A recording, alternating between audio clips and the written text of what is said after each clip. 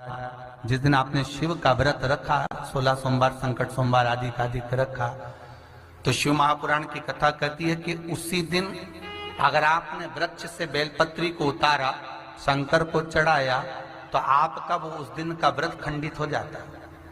ध्यान दीजिए,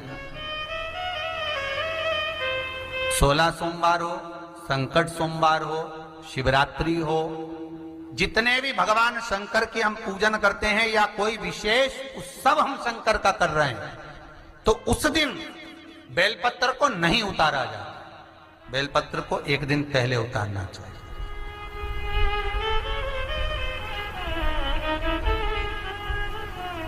धोकर, साफ कर कर, निर्मल वस्त्र में उसको संजो कर रख देना चाहिए। कब? एक रात्रि पहले। क्यों रखते हैं? शिव महापुराण की कथा कहती है, जिस घर में बेलपत्र रखा होता है पूजन के लिए, बेलपत्र इंतजार करता है शिव के लिए महाराज, तो वो बेलपत्र शंकर को पाने के लिए कामना करता है। और जो जीव उद्यापन कर रहा है, संकट सोमवार, 16 सोमवार, पशुपति व्रत कर रहा है या शिव की आराधना कर रहा है, बेलपत्र शंकर को अति प्रिय है, तो ये बेलपत्र रात भर, क्योंकि शास्त्र कहता है, शिव महापुराण, स्कंद पुराण, लिंग पुराण, नर्मदा पुराण, पद्म पुराण, अग्नि पुराण, सारी पुराणों में एक चीज लिखी होती है कि आप भगवान का कोई भी उद्यापन करें, कोई भी व्रत करें, तो उससे पहले भगवान का कीर्तन करें। लिखा है कि नहीं लिखा? पढ़कर देखना, हर पुराण में मिल जाएगा कि रात्रि को कीर्तन करें, रात्रि को सत्संग करें, भजन करें। अब आप में से कितने लोग हैं जो रात भर कीर्तन करते हैं? एक रात्रि पहले नहीं करते ना। तो बेलपत्र जो उतार कर हम रखते हैं, वो बेलपत्र रात भर भगवान शिव की आराधना करता है कि इस नारी ने मुझे तैयार करा है शंकर को समर्पित करने के लिए। बाबा ओघड़दानी से कल मैं मिलूंगी और इसकी जो मनोकामना है ना, मैं शिव पर चढ़ते सी पूरी करवा दूंगी। इसलिए बेलपत्र एक रात्रि पहले उतारा जाता। पर इतने चतुर लोग हैं, कल आज सोमवार है तो आज ही अपने घर वालों से कहेंगे, आज हमारा व्रत है सोमवार का, जाओ जरा बेलपत्र लेकर आओ, जाओ जरा पूजन का ये बेलपत्र लाकर रखो। अब उसी दिन, और कितना लिखा महाराज कि बेलपत्र दोपहर के 12 बजे के बाद तोड़ा गया बेलपत्र शंकर उसको स्वीकार नहीं करता। गया बेलपत्र शंकर उसको स्वीकार नहीं करता, शिव उसको नहीं ग्रहण करता। कितनी बजे?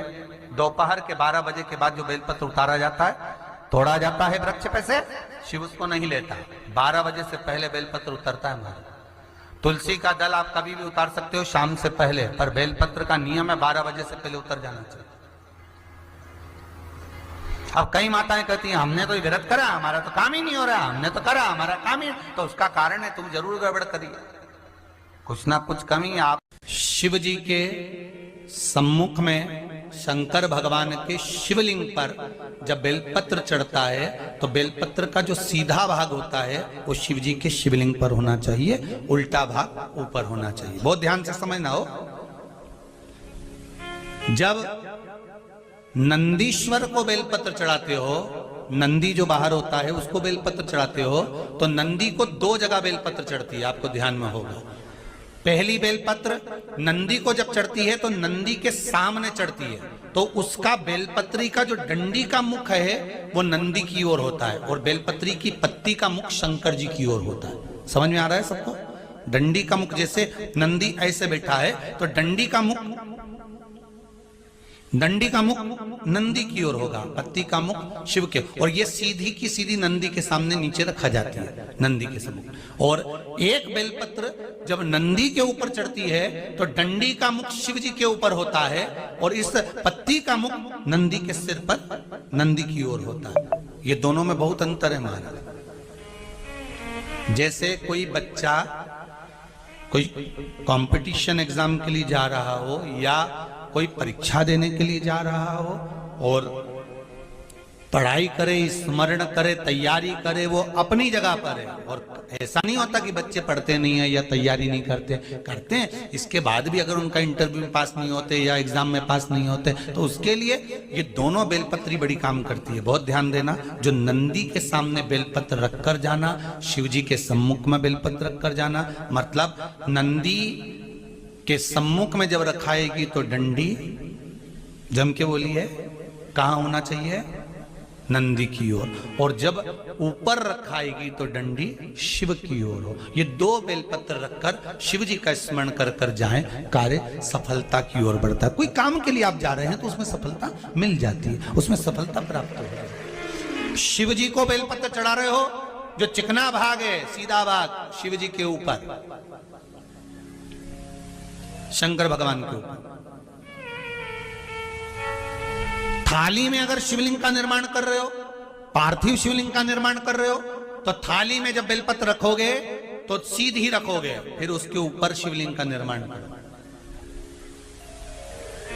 अगर आप निर्माण करते हैं पार्थिव शिवलिंग का और बनाते हैं बेलपत्र का, बोलो सही है कि गलत है? प्रतिदिन बेलपत्र खाओगे शंकर मंदिर की तो मुख में कई बार छाले भी पड़ जाते हैं। सत्य है कि गलत है? शिव महापुराण की कथा कहती है अति सर्वस्व वर्जते। आपको अगर बेलपत्र खाना है, हफ्ते में 2 खाओ, हफ्ते में 3 खाओ। मुंह में अगर छार छार हो रहा है, छाले पड़ रहे हैं, तो बेलपत्र को, शिव जी की चढ़ी हुई बेलपत्र को सुखाकर चूरा बनाकर इतनी सी चुटकी भर खा लिए, पानी पी लिया। लीवर गड़बड़ हो गया है, डायलिसिस चल रहा है, किडनी गड़बड़ हो गई है, डॉक्टर बोल रहा है कि डायलिसिस करवाना पड़ेगा, तो बेलपत्री के पीछे की जो डांट होती है, जिसको आप लोग तोड़ के फेंक देते हैं, वो बेलपत्री के पीछे की जो डांट है, ये ब्रह्मा विष्णु महेश। समझ में आ रहा है आप लोगों को? बीच में जो डंडी दिख रही है आपको, इसके बीच में बड़ी पत्ती और 2 पत्ती के बीच में जो खाली जगह है, ये खाली जो डंडी है, इसमें 33 कोटि देवी देवताओं का स्थान होता है। किसका स्थान है? 33 कोटि देवी देवताओं। इसलिए बेलपत्र चढ़ाते समय बेलपत्र को इस जगह से पकड़कर समर्पित किया जाता है कि 33 कोटि देवी देवताओं का स्पर्श कर कर, ब्रह्मा विष्णु महेश का स्पर्श कर कर चढ़ाया जाता है। बेलपत्री के नीचे की जो डंडी होती है, ये 2 पत्ती से लेकर नीचे का जो भाग होता है, ये स्कंद पुराण कहती है, इसमें 64 योगनियां और मेरी माता पार्वती का संपूर्ण जितनी शक्तियां हैं, वो सारी शक्तियां इस डंडी के अंदर विराजमान होती हैं। इस डंडी के पीछे गोखरू होता है, जिसको माताएं तोड़ देती हैं। वो जो टूटा हुआ गोखरू रहता है, उसमें भगवान शंकर के प्रत्येक गण का भाव रहता है। इनका काम क्या रहता है? जब शरीर में किसी व्यक्ति के जीवन में जब दुख, तकलीफ या रोग बढ़ता है, तो वो गोखरू जो नीचे का रहता है, वो टूटा हुआ गोखरू अशोक सुंदरी वाली जगह पर चढ़ाकर हफ्ते में 2 बार उसको चबा चबा कर अगर खा लिया जाए तो डायलिसिस की जरूरत नहीं पड़ती, डायलिसिस छूट जाता है, लीवर किडनी काम करना प्रारंभ कर देता। और अच्छे से सुन लेना, अभी की अभी घर जाकर शुगर की जांच करना।